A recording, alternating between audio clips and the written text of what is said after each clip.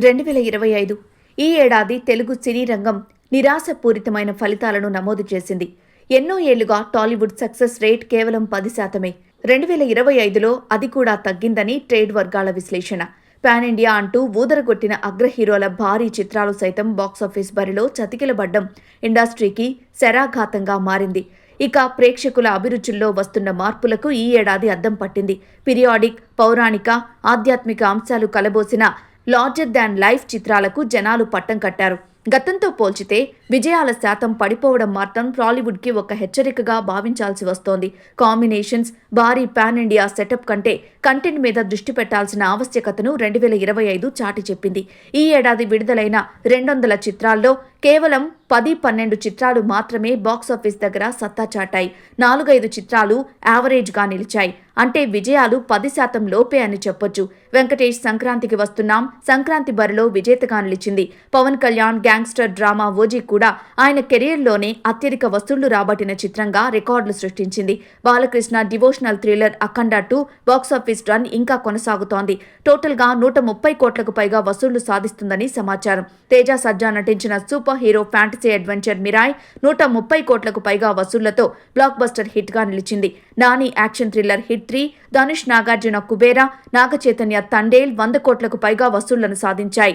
మ్యాడ్స్ fair, కేరాంప్ చిత్రాలు యూత్ను బాగా ఆకట్టుకున్నాయి. బాలకృష్ణ డాకు మహారాజ్ బాక్సాఫీస్ వద్ద సక్సెస్ అయింది. Rashmika Mandanna the girlfriend చిత్రం స్త్రీ స్వేచ్ఛ, నిర్ణయాధికారం లాంటి అంశాలను చర్చిస్తూ సందేశాత్మక కథతో ప్రశంసలు అందుకుంది.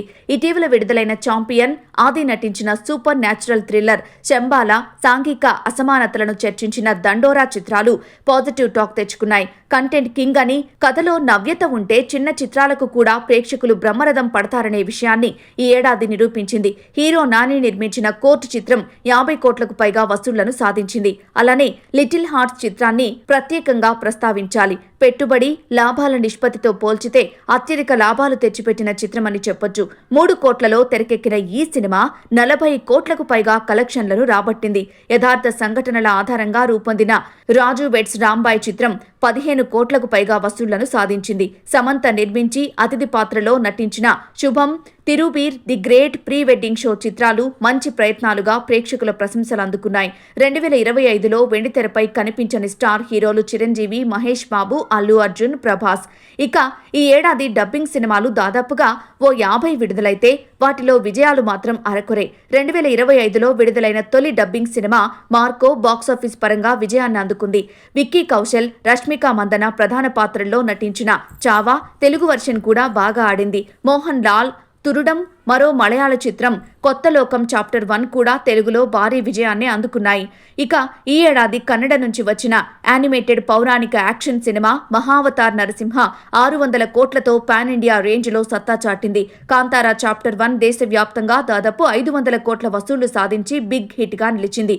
భారీ హైప్తో విడుదలైన అగ్ర హీరోల చిత్రాలు కొన్ని ఏమాత్రం అంచనాలను అందుకోలేకపోయాయి. Pavan Kalyan historic fiction Harihara Veeramallu, NTR pan India చిత్రం war 2, Ram Charan game changer, Vijay Deverakonda periodic movie kingdom, Raviteja mister Bachchan, mass Jathara, Kalyan Ram son of Vyjayanthi చిత్రాలు బాక్సాఫీస్ బరిలో ఫెయిల్యూర్స్ గా మిగిలాయి. ముఖ్యంగా అగ్ర హీరోల పాన్ ఇండియా చిత్రాలు చాలా వరకు డిజాస్టర్స్ గా నిలిచాయి.